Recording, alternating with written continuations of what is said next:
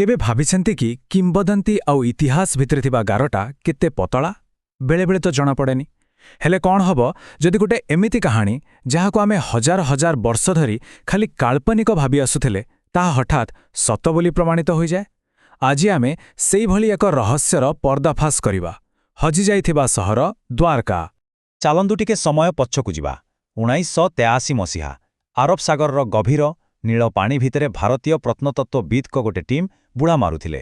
ଆଉ ହଠାତ୍ ସେମାନଙ୍କ ଆଖି ସାମ୍ନାକୁ ଏମିତି କିଛି ଆସିଲା ଯାହା ସେଠି ଆଦୌ ଥିବାର କଥା ନୁହେଁ।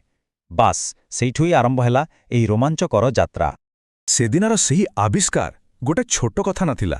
ଏହା ଏକ ଦଶନ୍ଧିବ୍ୟାପୀ ଅନୁସନ୍ଧାନର ମୂଳଦୁଆ ପକେଇଲା। ଭାରତର ସବୁଠୁ ପୁରୁଣା କିମ୍ବଦନ୍ତୀମାନଙ୍କ ଭିତରୁ ଗୋଟେ ଉପରେ ଏକ ବଡ଼ ପ୍ରଶ୍ନବାଚୀ ସୃଷ୍ଟି କଲା। ପ୍ରଶ୍ନଟା ଥିଲା, କ'ଣ ସତରେ 5000 ବର୍ଷ ପୁରୁଣା ଗୋଟେ କାହାଣୀ ବାସ୍ତବ ହୋଇପାରେ? ତେବେ ଚାଲନ୍ତୁ ଏହାର ଗଭୀରକୁ ଯିବା ଆଉ ସତ କ'ଣ ଜାଣିବା। ହଉ ତେବେ, ସେ ପ୍ରତ୍ନତତ୍ତ୍ୱବିଦ୍ମାନେ ପାଣି ଭିତରେ ଆଖିରେ କ'ଣ ଖୋଜୁଥିଲେ? ଏ କଥା ଜାଣିବାକୁ ହେଲେ ଆମକୁ ଆମର ପ୍ରାଚୀନ ଗ୍ରନ୍ଥଗୁଡ଼ିକର ପୃଷ୍ଠା ଓଲଟାଇବାକୁ ପଡ଼ିବ। ସେଇଠି ଲୁଚି ରହିଛି ଭଗବାନ କୃଷ୍ଣଙ୍କ ଦ୍ୱାରା ତିଆରି ହୋଇଥିବା ଏକ ଅଦ୍ଭୁତ, ଏକ ଭବ୍ୟ ସହରର କାହାଣୀ। କାହାଣୀଟା କିଛି ଏମିତି। ଭଗବାନ କୃଷ୍ଣଙ୍କର ଯେଉଁ ପୂର୍ବ ରାଜଧାନୀ ଥିଲା ତା ଉପରେ ଥରକୁ ଥର ଆକ୍ରମଣ ହେଉଥିଲା, ପୂରା 17 ଥର। ତେଣୁ ସେ ନିଜ ଲୋକଙ୍କ ପାଇଁ ଗୋଟେ ସୁରକ୍ଷିତ ଜାଗା ଖୋଜୁଥିଲେ। ଆଉ ଏଥିପାଇଁ ସେ ସିଧା ସମୁଦ୍ର ଦେବତାଙ୍କୁ ପ୍ରାର୍ଥନା କଲେ। ଆଉ ସମୁଦ୍ର ଦେବତା ସମୁଦ୍ର ଭିତରୁ ହିଁ ତାଙ୍କୁ ଏକ ବିଶାଳ ଭୂଖଣ୍ଡ ଦେଲେ, ଯେଉଁଠି ଏକ ଦିବ୍ୟ ନଗରୀ ତିଆରି ହେଲା। ଆଉ ଜାଣିଛନ୍ତି, ଏ ସହରର ଆକାର ଆପଣ କଳ୍ପନା ବି କରିପାରିବେନି। ଗ୍ରନ୍ଥରେ ଲେଖା ଅଛି ଏହା ପୂରା 12 ଯୋଜନ ଯାଏଁ ବ୍ୟାପିଥିଲା। ଆଜିର ହିସାବରେ କହିଲେ ପାଖାପାଖି 150 ବର୍ଗ କିଲୋମିଟର। ଭାବିଲେ ଦେଖି, ସେ ଯୁଗରେ ଏତେ ବଡ଼, ଏତେ ସମୃଦ୍ଧ ଗୋଟେ ମହାନଗରୀ। ଖାଲି ବଡ଼ ନୁହେଁ, ଏହା ଏତେ ଧନୀ ଥିଲା ଯେ ଆମେ କେବଳ ଭାବିପାରିବା।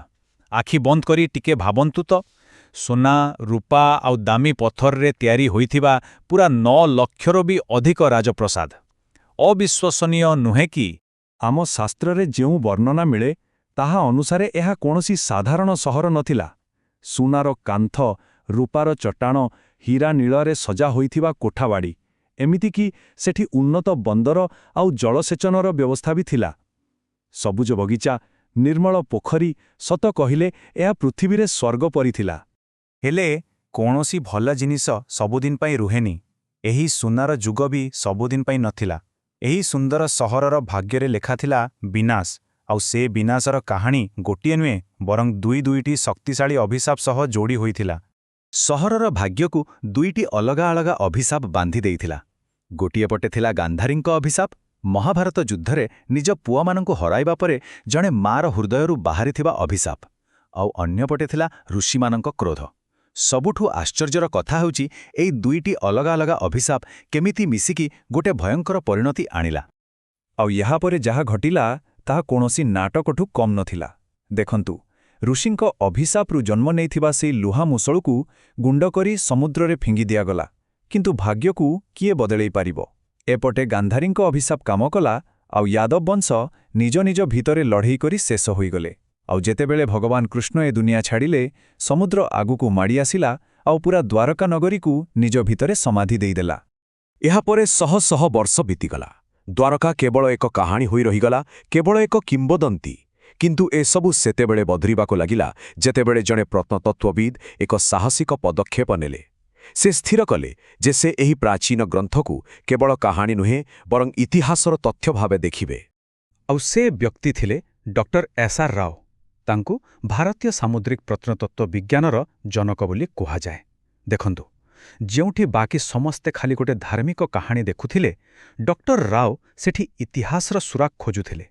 ତାଙ୍କର ଦୃଢ଼ ବିଶ୍ୱାସ ଥିଲା ଯେ ଦ୍ୱାରକାର ପ୍ରକୃତ ପ୍ରମାଣ ସମୁଦ୍ରର ଗଭୀରତାରେ ଲୁଚି ରହିଛି। କିନ୍ତୁ ଭାବିବା ଯେତେ ସହଜ, କରିବା ସେତେ ସହଜ ନଥିଲା। ତାଙ୍କ ରାସ୍ତା ପୂରା କଣ୍ଟକିତ ଥିଲା। ଲୋକେ ତାଙ୍କ କଥାକୁ ହସରେ ଉଡ଼େଇ ଦେଉଥିଲେ। ଆଉ ପାଣ୍ଠିର ତ ଘୋର ଅଭାବ ଥିଲା। ଆପଣ ଜାଣିଲେ ଆଶ୍ଚର୍ଯ୍ୟ ହେବେ, ଏତେ ବଡ଼ ମିଶନ ପାଇଁ ସେ ମାତ୍ର 800 ଟଙ୍କାରେ କାମ ଆରମ୍ଭ କରିଥିଲେ। ହଁ, ମାତ୍ର 800 ଟଙ୍କାରେ। ଆଉ ଏହି ଖୋଜ କିଛି ଗୋଟେ ଦିନରେ ସରି ନଥିଲା। ଏହା ଥିଲା 60 ବର୍ଷରୁ ଅଧିକା ସମୟର ଏକ ଲମ୍ବା ଯାତ୍ରା। 1963ରେ ଆଶାର କିରଣ ଦେଖାଗଲା। ତାପରେ 1969ରେ ଡକ୍ଟର ରାଓ ଭାରତର ପ୍ରଥମ ଅଣ୍ଡର ୱାଟର ମିଶନ ଆରମ୍ଭ କଲେ। ଆଉ 1983ରେ ମିଳିଲା ସବୁଠୁ ବଡ଼ ସଫଳତା, ପାଣି ତଳେ ଏକ ସହରର ଧ୍ୱଂସାବଶେଷ। ଏମିତିକି 2001 ବେଳକୁ ହାଇଟେକ୍ ସୋନାର ଟେକ୍ନୋଲୋଜି ବ୍ୟବହାର କରାଗଲା ଏବଂ ନିକଟରେ 2024ରେ ଏହା ପୂରା ଦୁନିଆର ଦୃଷ୍ଟି ଆକର୍ଷଣ କଲା। ହଉ, ଏତେ ଖୋଜାଖୋଜି ପରେ ପ୍ରଶ୍ନ ଉଠୁଛି, ସେମାନେ ପାଣି ତଳେ ପାଇଲେ କ'ଣ? ଆଉ ଯାହା ବି ପାଇଲେ ତାହା କ'ଣ ଆମ ପ୍ରାଚୀନ ଗ୍ରନ୍ଥର ବର୍ଣ୍ଣନା ସହିତ ମେଳ ଖାଉଛି? ଏଇଟା ହିଁ ତ ସବୁଠୁ ବଡ଼ କଥା। ଆଉ ଯେଉଁ ଉତ୍ତର ମିଳିଲା ତାହା ସମସ୍ତଙ୍କୁ ଚକିତ କରିଦେଲା। ଦେଖନ୍ତୁ କେମିତି ମେଳ ଖାଉଛି। ଶାସ୍ତ୍ର କହୁଥିଲା ଗୋଟେ ବିଶାଳ ଦୁର୍ଗ ଥିଲା। ପ୍ରତ୍ନତତ୍ତ୍ୱବିଦ୍ମାନେ ପାଇଲେ 560 ମିଟର ଲମ୍ବର ପଥର କାନ୍ଥ। ଶାସ୍ତ୍ରରେ ଥିଲା ଏକ ବ୍ୟସ୍ତ ବନ୍ଦର। ସମୁଦ୍ରତଳ ମିଳିଲା 30ର ଅଧିକ ପଥରର ଲଙ୍ଗର। ଶାସ୍ତ୍ରରେ ଥିଲା ଭବ୍ୟ ପ୍ରାସାଦ। ସମୁଦ୍ରତଳ ମିଳିଲା ବଡ଼ ବଡ଼ ପଥର ସ୍ତମ୍ଭ ଆଉ ମୂଳଦୁଆ। ଗୋଟେ ପରେ ଗୋଟେ ବୈଜ୍ଞାନିକ ପ୍ରମାଣ ପ୍ରାଚୀନ କାହାଣୀ ଉପରେ ମୋହର ଲଗାଉଥିଲା। କିନ୍ତୁ ସବୁଠୁ ବଡ଼ ଆଶ୍ଚର୍ଯ୍ୟ ଏବେ ବି ବାକି ଥିଲା।